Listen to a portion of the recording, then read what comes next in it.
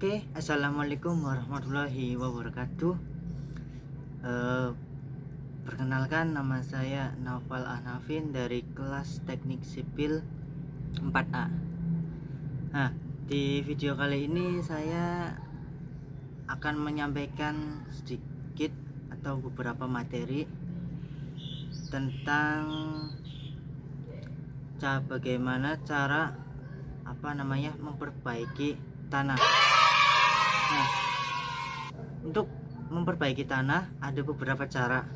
Itu bisa dengan cara yang pertama dengan cara geogrid, yang kedua dengan geotekstil, dan yang ketiga bisa dengan cara geomembran.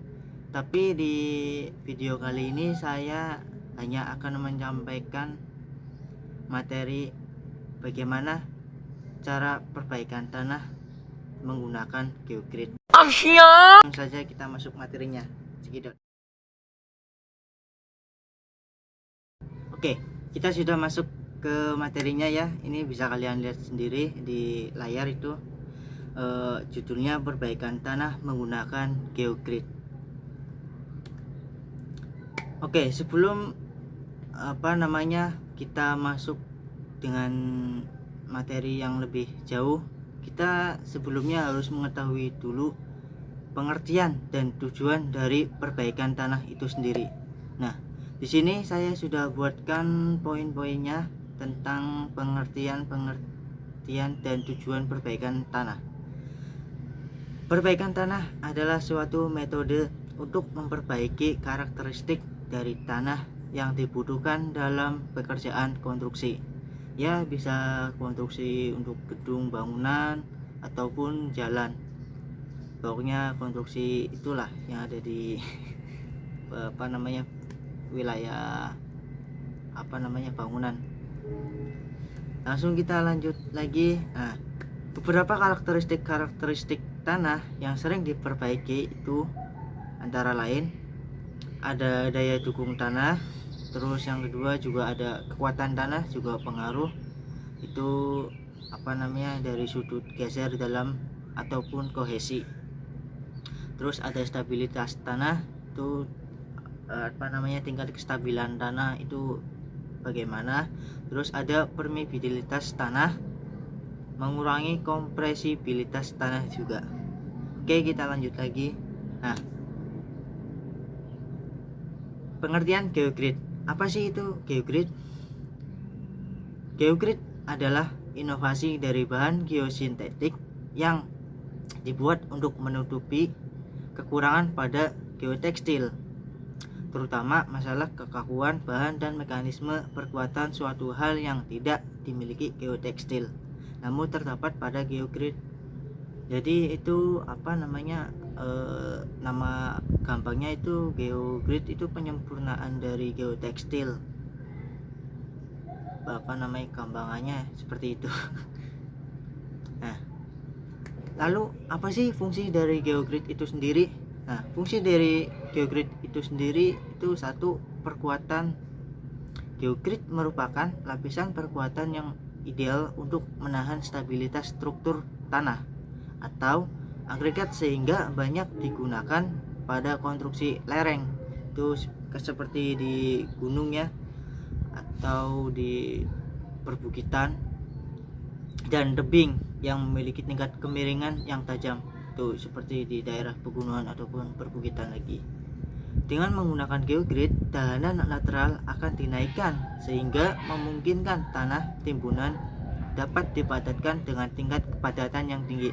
Jadi itu tanahnya bisa jadi padat banget setelah dipakai geogrid gitu. Jadi mengurangi dampak dari longsor. Nah, yang kedua, fungsi stabilisasi. Untuk stabilisasi, geogrid mengandalkan interlocking atau sistem saling mengunci antara geogrid dengan material timbunannya. Jadi setelah geogrid digelar di tanah itu akan mengunci dengan tanah timbunannya. Jadi gampangannya urukannya itu akan mengunci dengan tanah urukan. Dengan adanya interlocking ini, tahanan lateral pada tanah dasar dapat ditingkatkan jadi kan tambah kuat tuh setelah stabilisasi dengan geogrid. Terus fungsi yang ketiga dari geogrid itu sebagai pengontrolan erosi. Maksud dari fungsi erosi adalah untuk melindungi permukaan tanah dan mencegah partikel tanah terlepas dari air hujan, air yang mengalir atau angin, sehingga tebing atau lereng menjadi lebih aman dari longsor. Nah, maksudnya gini, jadi mencegah tanah longsor, misalnya ada hujan deras itu ketika tanah yang sudah dilapisi dengan geogrid atau sudah digunakan geogrid ke dalam struktur tanah itu tanah itu tidak akan longsor, tidak akan jatuh ketika hujan ataupun ketika sedang terkena angin yang sangat kencang, itu seperti angin puting beliung gitu, itu tidak akan terjadi longsor karena sudah pasang dengan geogrid. Kita lanjut lagi. Nah, aplikasi geogrid dalam kehidupan sehari-hari itu apa saja? Nah, diantaranya ada perkuatan lereng dan dinding penahan itu agar tidak longsor gitu. Terus konstruksi jalan agar tidak retak gitu atau terjadi retakan pada aspal atau cor gitu.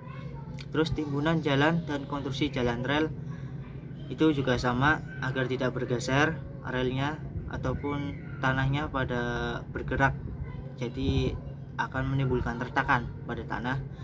Terus sebagai abutmen jembatan, agar jembatan itu juga tidak terjadi retakan sehingga lebih mudah ambruk, jadi mencegah agar tidak ambruk. Terus ada konstruksi landfill atau konstruksi landasan bandar udara juga, itu fungsinya semuanya sama untuk menjaga kestabilan tanah agar tidak terjadi retakan. Terus kita lanjut lagi ke keunggulan geogrid dibandingkan dengan produk geosintetik lain itu apa sih? Nah, diantaranya keunggulan geogrid itu dari yang lainnya, satu, cukup kuat untuk pembebanan jangka panjang. Terus interlocking sangat baik, jadi bisa mengunci dengan baik dengan agregat yang menjadi timbunannya. Terus yang ketiga, anti mikroorganisme, jadi nggak ada kuman-kuman intinya atau plankton seperti itulah, seperti macam itu. Terus tahan terhadap sinar UV. Nah, sinar UV itu sinar matahari, jadi tahan, tidak cepat panas.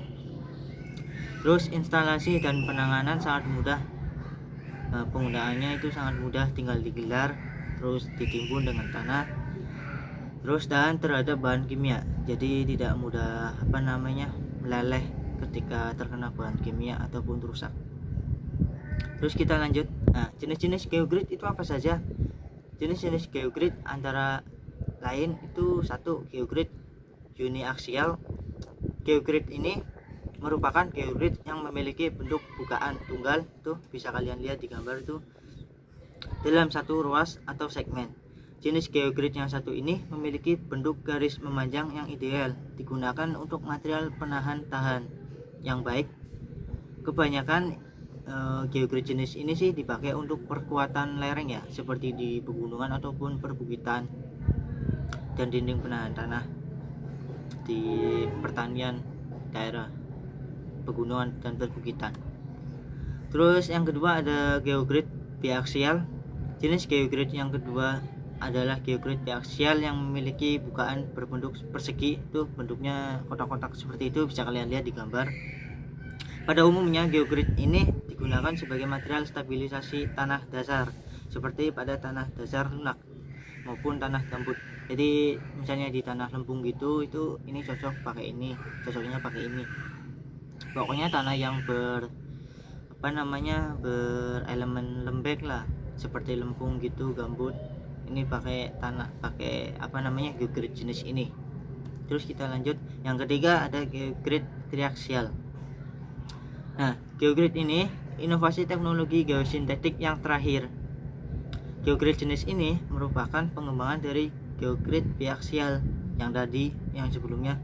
Dilihat dari performanya sih, geogrid jenis ini memang lebih unggul karena geogrid triaksial berbentuk segitiga dan memiliki kontur yang lebih kaku, sehingga penyebaran bebannya lebih merata. Sedangkan dilihat dari fungsinya, geogrid triaksial kerap digunakan sebagai material stabilisasi tanah dasar lunak. Itu sama saja seperti geogrid biaksial, cuman ini bedanya lebih kuat karena ini inovasi terbarunya, istilahnya update-nya dari biaksial. Oke, kita lanjut ke berikutnya. Nah, 3 tipe material geogrid yaitu geogrid polyester yang dilapisi PVC. Itu PVC biasa digunakan untuk bahan peralon ya. Terus ada geogrid polypropylene, geogrid high tensile polyethylene. Terus aplikasi geogrid pada jalan tanpa perkerasan. Aplikasi geogrid pada jalan tanpa perkerasan umumnya geogrid digunakan untuk perkuatan tanah fondasi yang lunak, meningkatkan kekuatan tanah dasar dari kekuatan tanpa perkuatan menjadi dengan perkuatan, menyebarkan beban ke tanah dasar menjadi lebih luas seperti terlihat gambar ini. Nah, itu kan di gambar ada geogridnya di tanah dasar ya, di tanah dasar ini.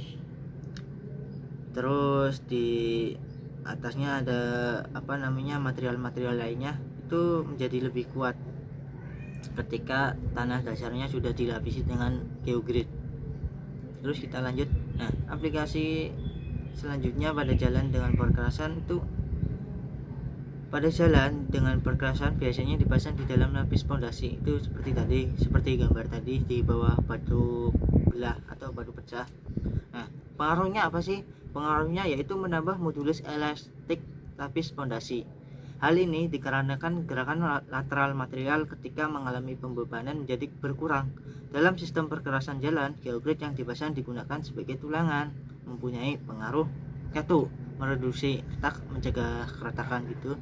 Terus 2, mengurangi deformasi vertikal dan horizontal permukaan dalam jangka yang panjang. 3, memperbaiki sifat kelelahan akibat adanya beban siklik. 4, mengurangi timbulnya alur jejak roda dan menghambat timbulnya retak efek reflektif.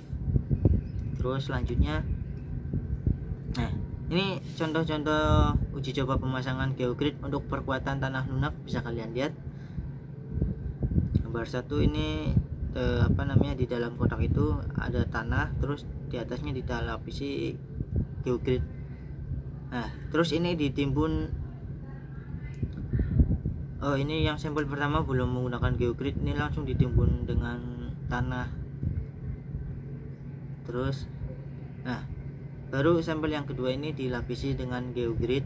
Tuh, geogrid bentuknya seperti itu, seperti karet berbentuk persegi, lubang-lubang. Nah, terus setelah dilapisi geogrid, kemudian baru ditimbun tanah atas atau tanah lagi. Nah, kemudian keduanya sama-sama diinjak. Pada sampel pertama tanah cenderung amblas ke dalam, sedangkan sampel kedua dapat mempertahankan bentuknya. Bisa kalian lihat sendiri perbedaannya, tanah mana yang menggunakan lapisan geogrid dan tanah yang tidak menggunakan lapisan geogrid. Tanah yang tidak menggunakan lapisan geogrid itu akan ambles karena tidak bisa menahan beban yang ada atau yang diterima. Maaf dengan suara kereta kalau mengganggu karena dekat stasiun. Nah, ini ada sebuah cuplikan video pemasangan geogrid pada jalan, bisa kalian lihat dulu, ditonton dulu. Ini pada jalan lintas di Riau. Ini penggelaran geogrid, lapisan geogrid. Terus di atasnya baru ditimbun tanah lagi. Nah, baru itu tanah intinya, itu tanah yang paling atas. Nah, di bawahnya itu ada lapisan geogrid.